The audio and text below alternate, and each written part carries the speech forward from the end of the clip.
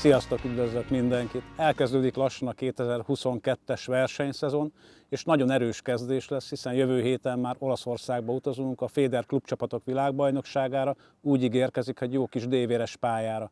Ezért merült föl az a gondolat Bakó Peti javaslatára, hogy jöjjünk le a Soroksári Dunára, és próbáljunk egy kicsit dévérezni, hogy ráhangolódjunk erre a fajta horgászatra.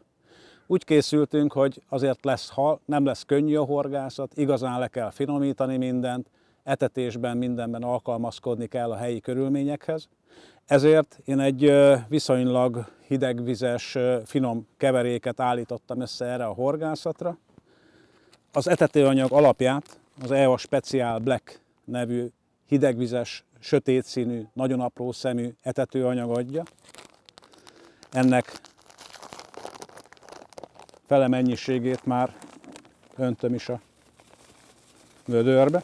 Nagyon kellemes illat jött fel, ahogy öntöttem ki az etetőanyagot. Őrölt TTX-et teszek még a keverékhez. Ez az állagát is javítja, illetve hát mindenféle békés halnak egyik kedvenc csemegéje. Ez az őrölt TTX. Ebből is egy fél zacskó kerül a keverékhez. Nem kell túl nagy mennyiség, kicsi kocsarakkal fogunk horgászni, még mivel földet is fogunk hozzátenni, így körülbelül lesz egy ilyen 2-2,5 kilónyi etetőanyagunk, nem lesz egyszerű eldobálni egy ilyen 3-4-5 órás horgászaton, fölösleges lenne többet keverni. Folyóvízről van szó, lassan áramlik a Soroksári Dunának a vize, ezért kis édesítő port még nyugodtan merek hozzátenni. Az áramló víz miatt nem tud túl nagy koncentráció kialakulni, így nyugodtan lehet édesíteni a keveréket. És a folyékony aroma hozzáadásának azt a módját használom, ami az egyszerűbb. Erre a száraz etetőanyagra rátöltöm ennek az édes kukorica aktivátornak a felét. Ezzel sem érdemes spórolni, fél flakonnal nyugodtan rámehet. És utána így szárazon összekeverem az alkotórészeket, illetve elkeverem a folyékony aromát a etetőanyagon.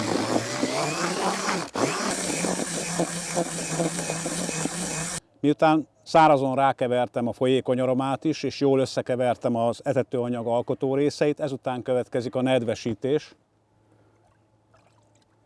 Ez egy 1,5 kilónyi etetőanyag, a TTX meg a Special Black együtt. Egy ilyen 7-8 decinyi vizet teszek rá elsőre.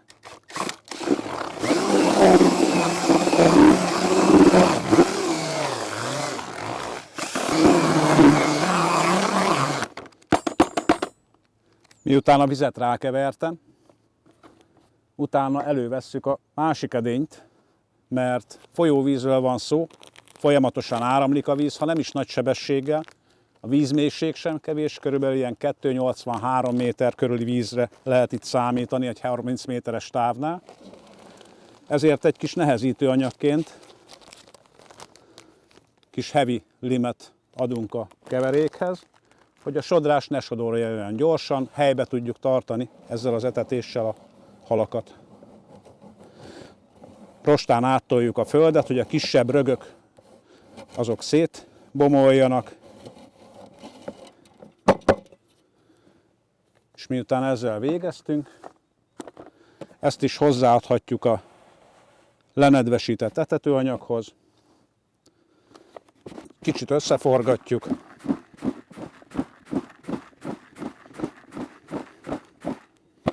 És utána pedig fúróval átdolgozzuk.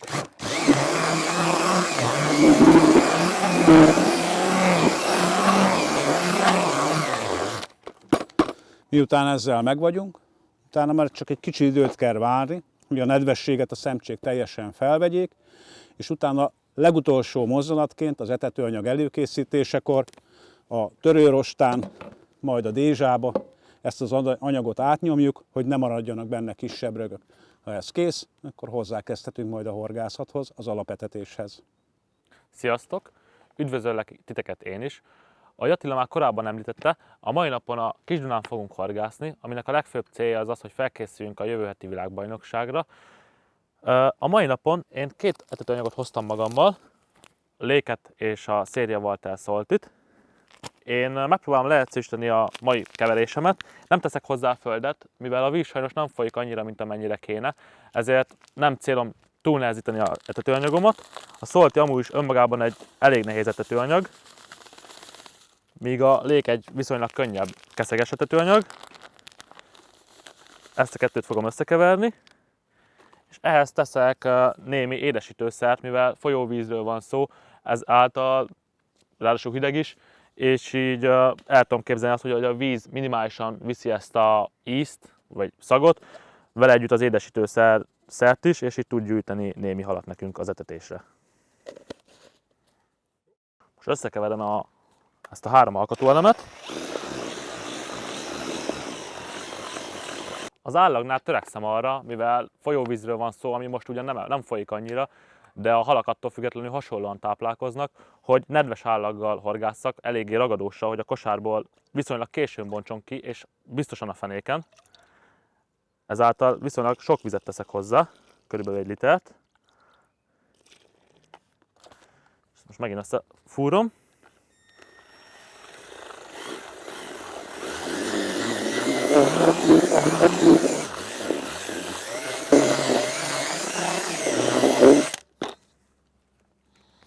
Körülbelül 1 liter vízzel értem el azt az állagot, amit szerettem volna.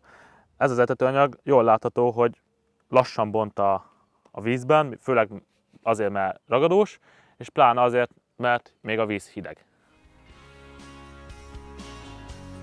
Köztudott, hogy a Kis-Duna tele van kagylókkal, ezért én bemutatnám, hogy szerelem a végszerelékemet. Ehhez használok egy 35-ös fluorokarbon monofil előkét. A monofilról tudni kell, hogy a kagylót jobban állja, kevésbé sérti meg, mint a fonottat, ezért stapabíróbb. Ebből fog belekötni egy 70 centis darabot. Ezt rátekerem 3-szor, 4-szer.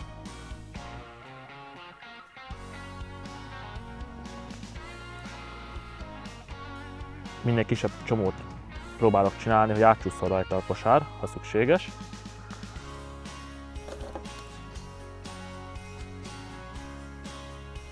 És megpróbálom a tövébe levágni a maradék zsinórokat.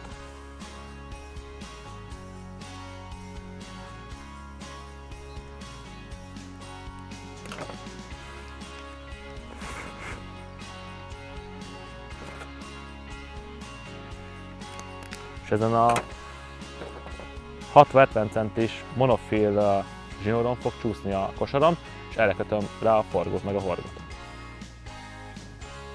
Ezen fog csúszni a kosár. Ráhúzzuk a gumitközőt.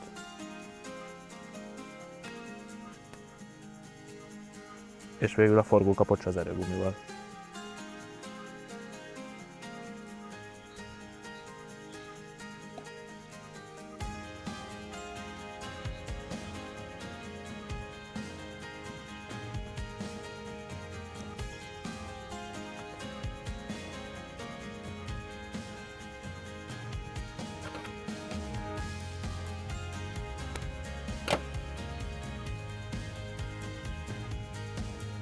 És kész is a végszerelék.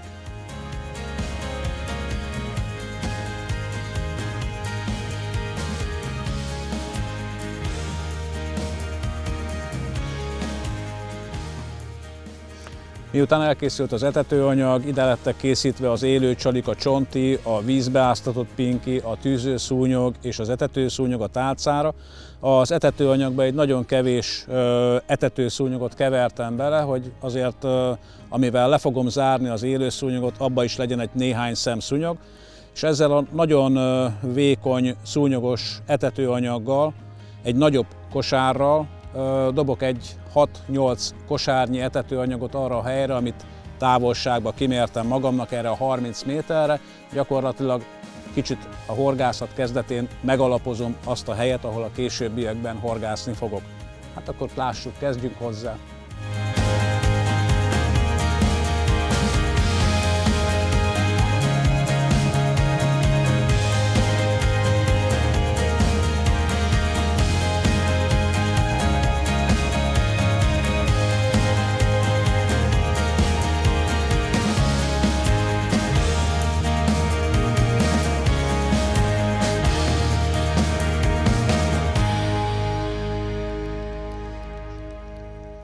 miután megvolt az etetés, ezt a nagyobb űrméretű etetőkosarat leveszem a kosárrögzítőről, és egy 30 grammos kisebb űrméretű kosarat teszek vissza, amivel majd a későbbiekben horgászom.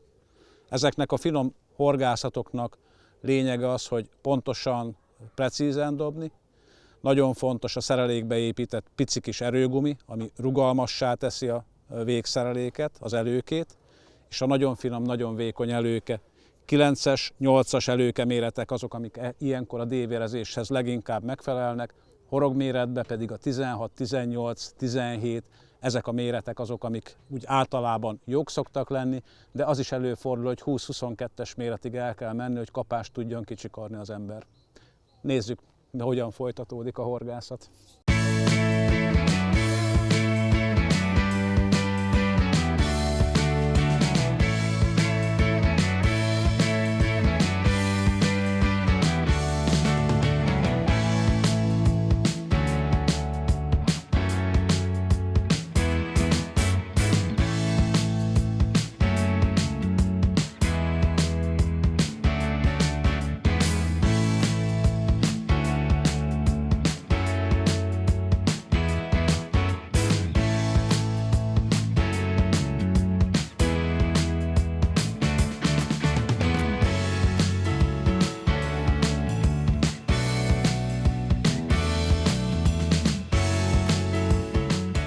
Az alapos etetésemet én is befejeztem.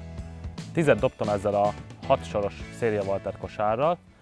Mint jól látható, 3 botot vettem elő. A 3 boton 3 teljesen különböző előkehosszúság található. A 3.30-as boton van egy 50 centis, ezt most én leteszem, mert ezzel nem fog horgászni.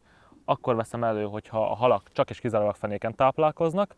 Van egy 70 centis, ez a következő, ezzel fogok kezdeni. Ezzel meg tudjuk fogni a vízközti halakat is, és még fenéken is látom vele a kapásokat. És van az 1 méteres előkehossz, amivel inkább vízközt fogok horgászni, hogyha a halak ebbe a nagy melegbe, ami még most tavasszal nagynak számít, fölemelkednek, és vízközti kapásokra lehet számítani, mert ezzel sajnos fenéken nem fogom látni a kora tavaszi déverkapásokat. A horogra a szúnyog mellé rakok egy szem csontit, így a hal talán könnyebben észreveszi ott lent a sötét mederfenéken. Egy csonti, 200-300 szúnyog. A kosárba pedig csak nagyon minimális szúnyogot teszek, konkrétan egy csipetet, és mellé teszek pár szem pinkit, mert elég sok a zavaró apró keszeg, ez a 6-8 dekás, a célom pedig inkább 30-40 dekás halakat fogni.